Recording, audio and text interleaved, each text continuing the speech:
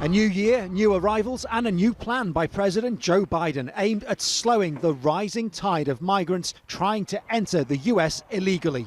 Today, my administration is taking several steps to stiffen enforcement for those who try to come without a legal right to stay, and to put in place a faster process, I emphasize a faster process, to decide a claim of asylum.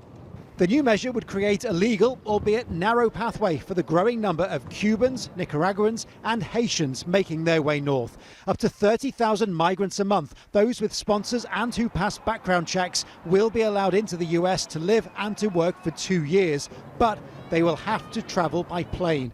If they try to smuggle themselves in by land or by sea and get caught, they will be barred. The numbers of illegal migrants has exploded in recent years, particularly at the land border. States like California, Texas, Arizona saw more than 2.7 million arrivals last year, way up from the 2021 number of 1.9 million.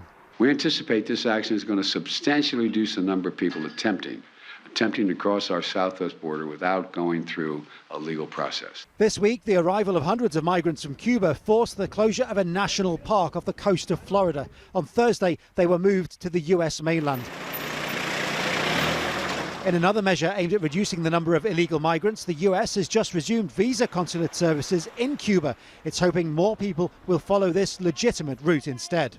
If you are in a burning building, it does not seem right to say, but before you jump from the second floor, please go to your computer, get online, schedule an interview, go to the consulate, come back to the burning building, wait for a couple of months, and then you can jump.